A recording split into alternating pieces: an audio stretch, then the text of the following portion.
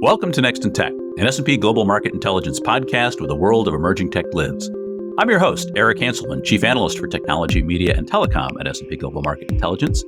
And today, we're going to be discussing a set of reports that are coming out that are a comprehensive view of across the entire universe of S&P research, the big picture reports. And joining me to discuss part of those today are two of the authors of these reports, Veronica Retamales Burford, Senior Analyst, and Nick Patience, Managing Analyst. Veronica, welcome to the podcast, and Nick, welcome back. Thank you. Thanks for having me today. Thanks, Eric. Good to be back. And I wanted to go into really, touching on what amounts to just sort of a small piece of the big picture reports that bring together so many different aspects of the research capabilities we have. Veronica, I wanted to start with some of what you've been looking at.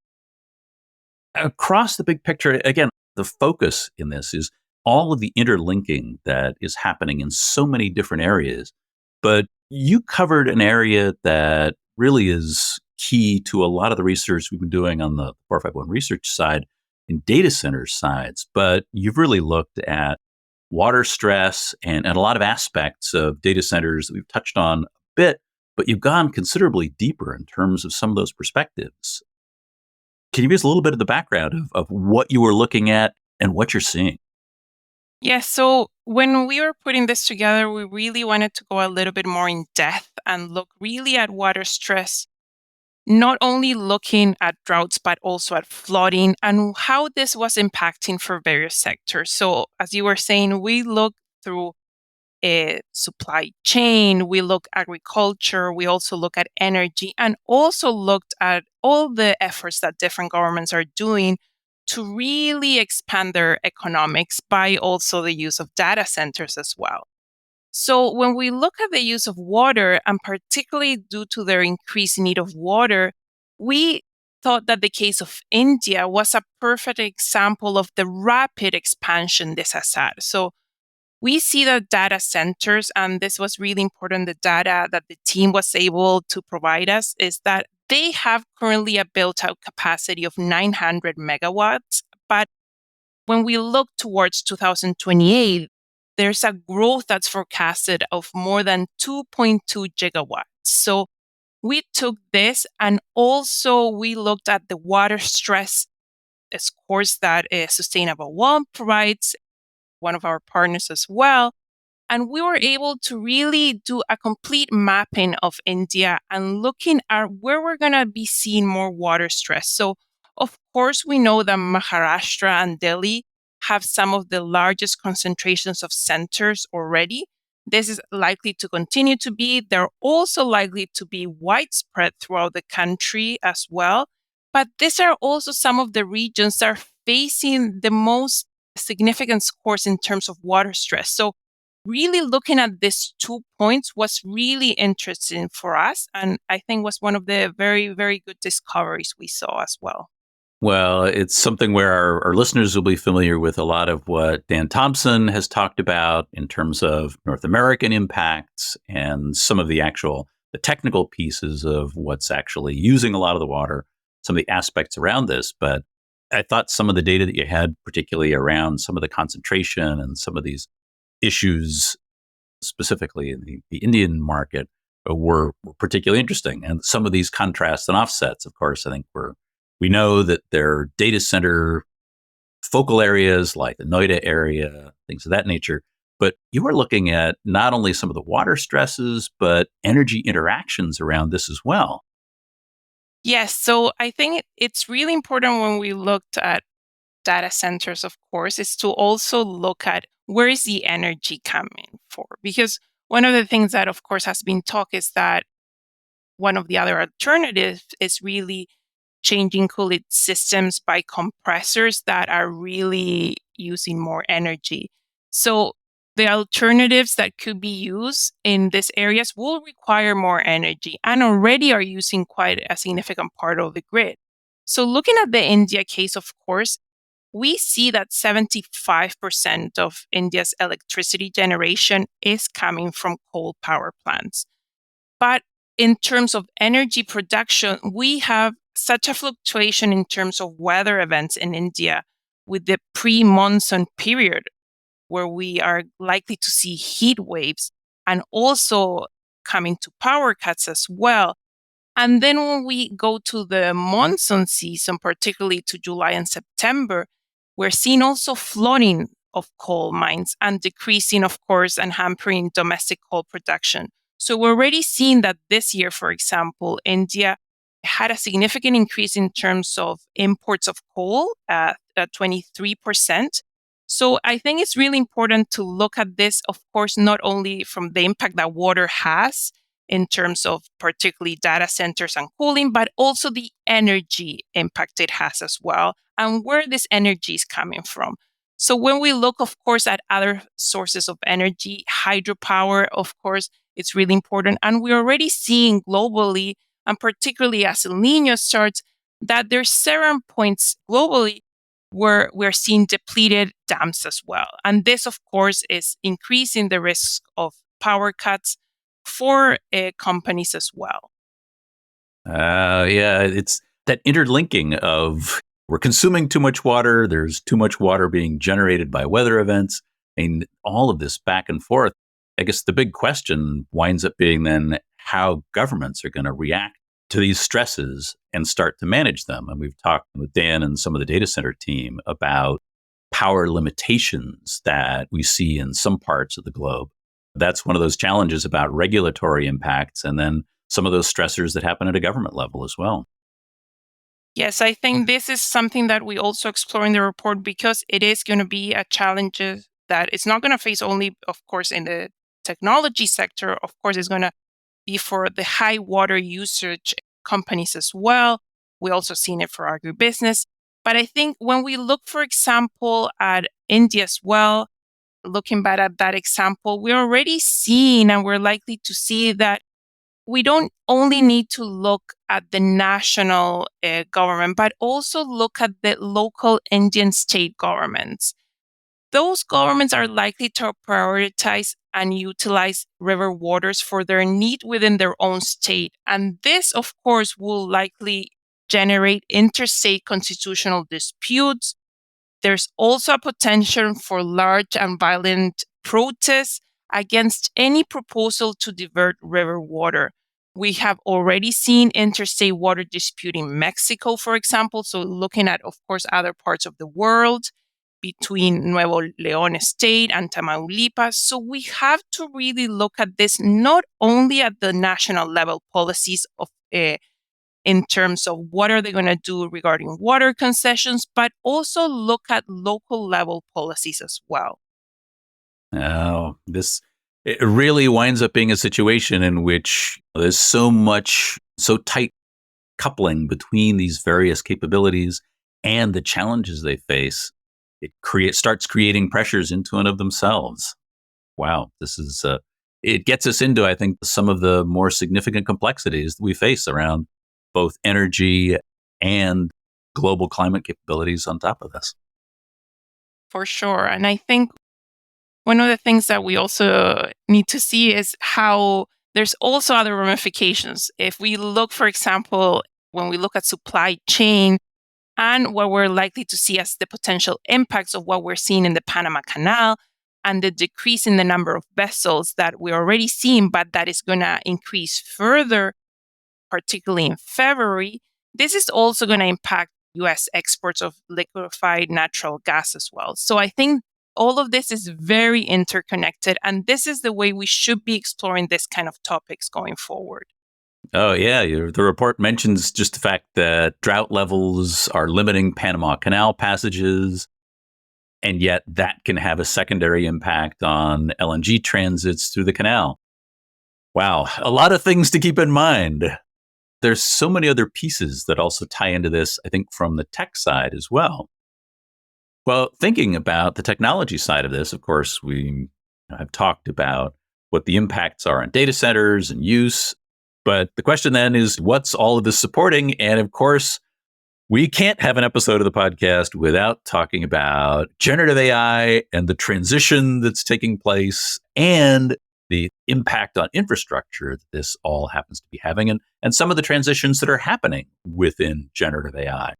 Nick, I want to shift over to you to talk about some of what you're talking about in the big picture report and some of the AI impacts. And once again, this is this whole range of everything from transitions in terms of how AI is being used, the maturity of AI, where it fits, as well as the infrastructure that supports it at the data centers we're talking about with Veronica. Sure. Yeah, happy to talk about that kind of stuff. So, yeah, the big picture report, as the listeners will know by now, I guess, was a high level look at some of the areas that we think are the most important as it pertains to generative AI. And we talked a bit about politics and regulations and the valuations and financial services. But underpinning all of this is the infrastructure. And we know from our numerous surveys that we do on this subject that organizations out there do see AI infrastructure as something distinct from IT infrastructure. And that's regardless of whether we're talking about public cloud, hybrid, edge, on-premises, or anything like that. In fact, the survey we put out in the early autumn, fall time period around AI infrastructure, our Voice of the Enterprise AI infrastructure survey, that one, the percentage of people who thought these things are distinct actually ticked up. And we can't help thinking that that's partly to do with all the noise around generative AI. And although they may not be building their own models, organizations are very aware that if you do try and do any of that, it's an incredibly expensive infrastructure operation. It takes a lot of compute, a lot of storage and networking, and therefore a lot of money. And that's regardless of whether, say, you're doing it on your own machines or you're doing it in the cloud or anything in between. I think we're at extremely early days of generative AI and its effect on infrastructure. And the earliest kind of way we've seen it's manifested itself has been the announcements by the public cloud hyperscalers of the capital investments they are planning. And obviously they are planning those not for, Q4 this year, Q1 next year. They're planning 5 years ahead, at least. And they've talked about the billions of dollars, the tens of billions of dollars that they plan to invest in that regard. And then in the anticipation that obviously organizations are going to take them up on that and say, yeah, we want to use that. We want to use your compute infrastructure. We don't want to be chasing around the world for our GPUs ourselves. We'll let you do that. In some cases, we'll use your own custom silicon because obviously the hyperscalers are becoming silicon developers as well. And so there's a lot of moving parts here, but generative AI has had all sorts of effects on the world. But from the infrastructure point of view, I think it's just heightened that awareness that you need to invest in infrastructure in order to do this, regardless of whether you own the infrastructure or not. Well, we've had this discussion about whether or not there is such a thing as an AI data center. And I think the discussion to this point has been this question of, well, is this really mostly high performance compute? Is this very high power density data centers, or data centers at least that can support very high power density? But it's interesting to see that there is, in fact, this growing expectation that an AI data center is special, that it is unique, that there is a capability that is distinct from the regular infrastructure that's supporting a lot of this. And it's just fascinating to see that that's what that the study is seeing, more specific leaning towards that. And again, I guess on a certain level, you have to have a certain level of interconnect in order to move the data around, in order to get models distributed.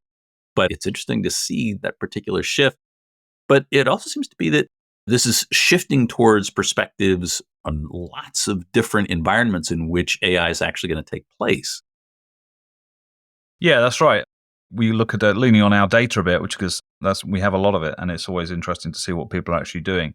There's a definite shift towards a more diverse set of venues for the kind of three main stages of AI and machine learning. So whether it be the data storage and preparation phase, the model training phase, and then the inference phase.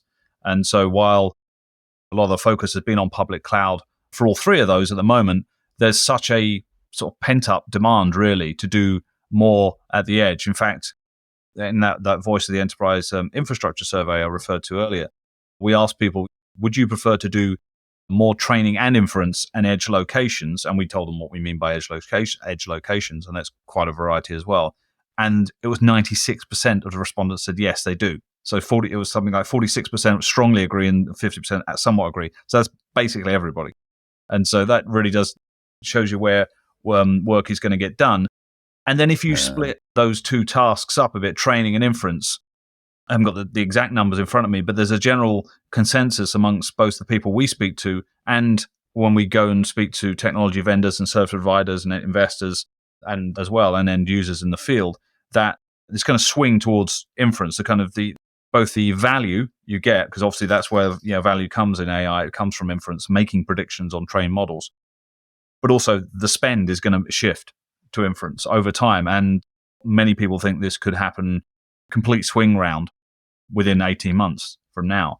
And so that has a lot of implications for, obviously, if you're a cloud company, your cloud provider, you're not at the edge, but you also, they want to do things on premises as well. And obviously, if you're selling on premises machines, then it could be beneficial for you. And if you're a network provider or storage provider, all these things have implications because this stuff, I say, is very compute intensive. Even forgetting whether you're trying to build your own large language models, which very few organizations will be doing, but the inference from any of these models will be pretty intense. Again, we've seen the kind of the numbers you see about coming out of OpenAI about how much it costs every single time somebody puts a prompt in, something like 30 cents. And then you keep hitting refresh because the answer's not good enough. And you're racking up a hell of a lot of money there for the cloud and 30 provider. cents multiplied by how many million users? Yes, tens of millions. So obviously, again, everybody's not necessarily going to be operating like that, but on smaller scales, it still can rack up significant investments.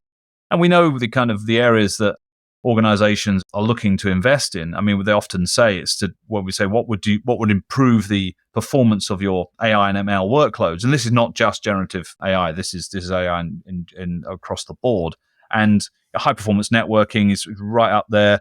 Obviously, accelerators in terms of GPUs, TPUs, other things is usually in the top 3, and storage and memory. But it's usually the networking is always up there, and it's obviously a lot to do with data, the access of data, the movement of data, and things like that.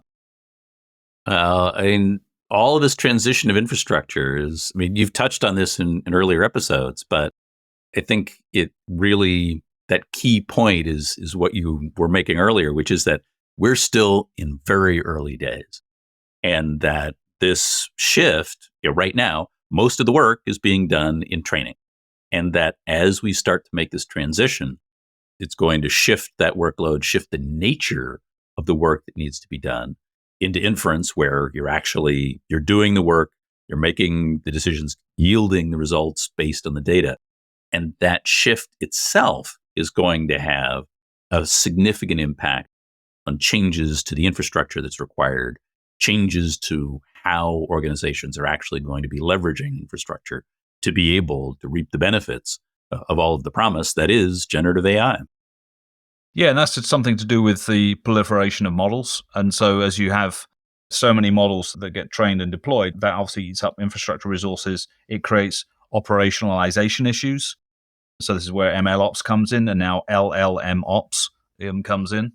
And that's not easy to say, but it's going to be an important thing to think about in the next few quarters. It's important to toss in a few tongue twisters in there just to keep everybody on their toes about this. So, well, but it is that interesting change, because you'd also made the point in previous conversations about the fact that this isn't really people working with one unitary model. In fact, it's going to be multiple models that are interrelated and interconnected. And in fact, something that makes the operational piece that much more complex. So looking at LLM ops, in fact, actually, we start to get into having to deal with complexity at scale yet again in environments in which now we're moving a lot more data. There are all these infrastructure stresses that are coming into play as we try and scale up in these environments and try to get to a point at which we've got inference capacity and all the rest. Yeah, it's interesting, and this probably should be the subject of another entire podcast, but when you shift from traditional AI, which still sounds a funny phrase, but predictive models that have a narrow use case. So you're trying to sell cars for a living, and you're trying to predict how many cars you're going to sell over the following X number of quarters. That model is very good at doing that. It's not going to spit out German expressionist poetry, and there's no danger of that happening. So your ML ops challenge there is ring-fenced somewhat. It could be significant, but it's still, you understand what the inputs and outputs are likely to be, and you may have even built that model from scratch, because the data is probably going to be your own proprietary sales data and those kinds of things. So MLOps is one of those things that people understand. You have the data scientists building and creating the models, and you have the ML engineers whose responsibility is more on the ops side. When you get to generative AI and LLM ops, there's other people involved. There's always ML engineers can be involved, but there's application developers involved. And then the concerns and the metrics you're trying to measure are going to be broader than just accuracy. So, are we going to sell X number of cars is a number, and you hope it's going to be fairly accurate. When you get into these other areas, obviously you're looking at areas of harm, of hallucination, of quote unquote honesty, quality, all these other issues. And one of the key points being is chances are you didn't build the large language model. Somebody else did, a third party did, whether that be a commercial operation that you're paying for it or it be open source.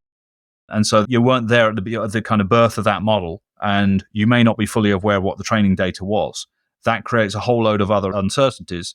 And then there's security implications to this as well, because, and again, that could be another subject of another podcast, where the input and out, the interactive nature of generative AI, and a user putting a prompt in and an answer coming back, and then maybe building upon that or chaining things together, that creates vulnerabilities that standard models or predictive models just don't have. So there's a whole load of other concerns and challenges when you're dealing with generative AI than much narrower predictive AI models.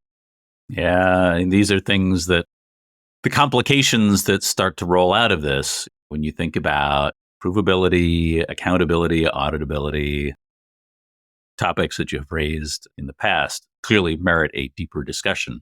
So right now I've got a count of 3 additional episodes that I'll tag you for, but we are rolling into our limit of time for today. Those are really interesting insights. There's so much more that we could discuss, and I think that's one of the challenges with the big picture report, is that there is so much research contained within them. But we are at time for today. So I just want to thank you both for being on the podcast. I will point our listeners to the big picture reports and all the insights that are there. But thank you both for being on the podcast. Thanks. Happy to be here. Thanks, Eric. Always a pleasure. And that is it for this episode of Next in Tech. Thanks to our audience for staying with us. And thanks to our production team, including Carolyn Wright and Caitlin Buckland on the marketing and events teams, and our agency partner, the 199. I hope you'll join us for our next episode, where John Abbott's going to be back on talking about semiconductor technology and chiplets. No, it's not something to nosh in front of your favorite sports. It is, in fact, the core of a transition that's taking place in the semiconductor world. I hope you'll join us then, because there is always something next in tech.